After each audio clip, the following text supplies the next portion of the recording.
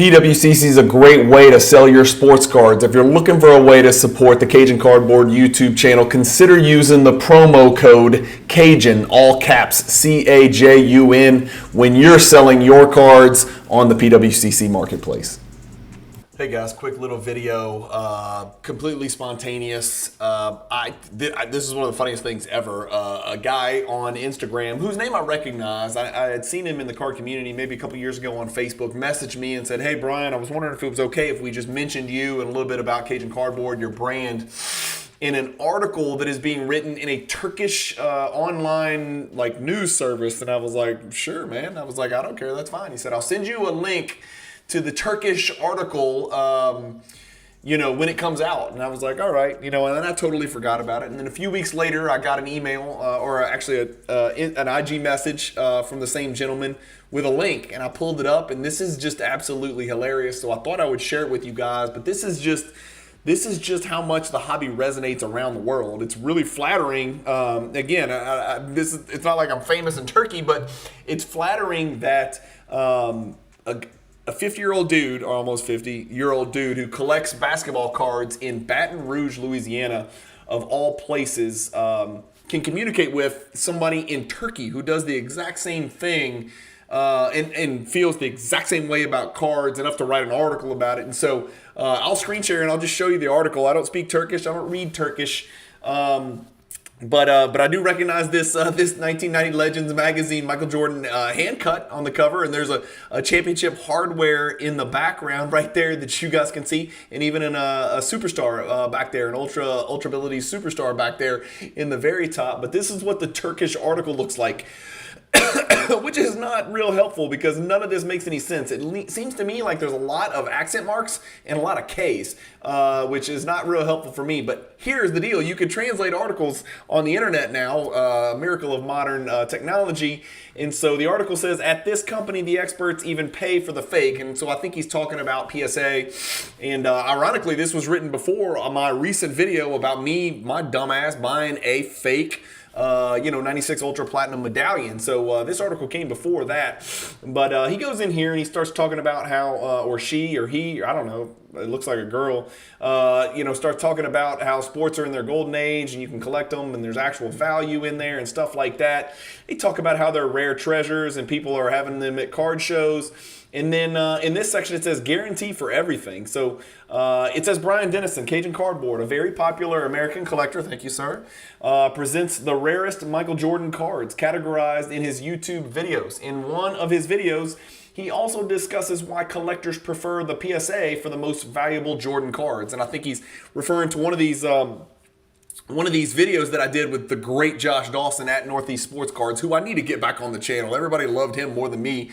He was the star of the hierarchy, not me. I just elicited information from his brilliant mind. But we were talking about how PSA, has the money back guarantee, and we weren't sure which other companies did. Beckett may or may not. I'm still not sure, but I think SGC does up to a certain number, just like PSA caps it. And so he basically just references Cajun Cardboard and says that PSA gives card holders a buyback guarantee of up to $250,000. And then that's the only mention of me. But I thought it was cool that the thumbnail for my Cajun Cardboard hierarchy, tier 1, the Grails, that video, and then there's a link to the video right here where you can jump straight to it. I found that extremely flattering and fascinating that I am in little old Baton Rouge, Louisiana, and yet somehow people in Turkey now are getting a chance to click on a link to one of my YouTube videos. I just thought it was fascinating. It's funny how small the world has become, through technology. I remember buying prospecting Jason Richardson cards. Yes, that did not go well. Prospecting and buying Jason Richardson cards and actually sending cash in plain white envelopes through the mail for cards that I had bought on eBay. That was the craziest thing ever. But that's how it used to be. eBay was the only way. And then, of course, I remember collecting cards even before eBay and before the internet. So it's just funny how much it's changed. A lot of it we take for granted because it's happened so gradually over decades that we just sort of take for granted how easy it is to transact and get into and out of cards. And it's not just from a flipper perspective, but now it empowers a true collector to complete sets, to find those cards that are so so scarce. I mean, there's a freaking card show in Macau. I don't even know where that is. I think it's in Indonesia, somewhere in Asia. I'm ignorant on geography. Apparently, somewhere on a continent that is not the North American continent. I think it's in Asia. And we saw some of the greatest cards in the world that no one had ever laid eyes on until that show. And it kind of brought some of these absolute mega grails out of the woodworks. And people were talking about it on Instagram. I'm thousands and thousands of miles away from wherever Macau is, or Macau, or however you pronounce it. And in no way, shape, or form would I ever be able to get to a card show. Hell, I can't even get to Dallas. But I am communicating with people in my Jordan group chat in Chicago, in California, in Wisconsin, kind of all over the country, and in Dallas, Texas, and communicating with these folks about cards that we're seeing on Instagram at a card show over in Asia. And now here there's an article in Turkey talking about this. And then when I was collecting the PMG Red 1997 Metal Universe PMG Red set, I'm getting deals done with dudes in Australia, Germany, Austria, Asia. I mean, crazy deals with people all over the world for 4 figures, 5 figures, to put that set together, or at least to make a run at putting that set together. And that's when it really kind of hit home. And this is just another piece of evidence that the hobby, while it is diverse and while it is worldwide, it's a tight-knit community. And you can get in touch with anybody and everywhere, anywhere in the world if you look hard enough for a card. A lot of it is who you know, or maybe who you know and who they know and who they know. And that's kind of the way it works. If you're looking for a card, that's kind of the best way to spread the word, is to reach out to the big dogs and have them reach out and spread the word as well. And most people, you'll see people post, I'm paying a bounty and all that. Most people help people put together cards and sets and bring big time cards they're looking for into their PC without collecting a bounty. The other day, I got a message from a guy saying, hey, I saw one of your videos. You mentioned you have a friend in Baton Rouge, Louisiana that's collecting the East-West Refractor set in PSA 10, and he's like 5 or 6 cards away. I just got these 2 PSA 10s back. One of them is a Pop 2. Would your friend be interested? And I was like, well, the odds are he does not have the other one. And so, hell yeah, he's going to be interested. They got a deal done today, 48 hours later, really maybe 24 hours later.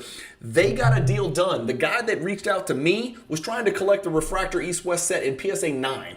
And he got back he got back a few 10s. 2 of them my buddy needed. My buddy's collecting it in PSA 10, but he had a bunch of 9s because he had tried to grade for 10s with PSA, and he got back 9s, and he didn't know what to do with them.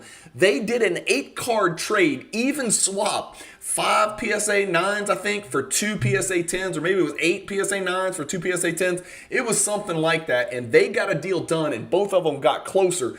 Not in Baton Rouge, Louisiana, somewhere else in the country. Never met me, never talked to me, just happened to be watching one of my videos and listened to my big mouth screaming at the screen about how I got a buddy here who's collecting an East-West Refractor PSA 10 set. And that's how deals got put together. And so I just thought it was interesting. I would share with you that apparently I am relevant in the great country of Turkey. So interesting video. There's lots of great stuff going on in the hobby. Do not get caught up in the bullshit. I know I'm a positivity pumper, and a lot of people out there give me shit for that, but I'm telling you, I do try to call it like I see it. I like to try to be as transparent as possible. I think I do a pretty good job of that. It's impossible to be perfect at it because you do have your favorites. Like, you have my favorite auction house. I have my favorite sales platform. I have my favorite players. I have my favorite GOAT, right? I have my favorite PC. I have my favorite set from the 90s. We all do. We all have those types of favorites. I think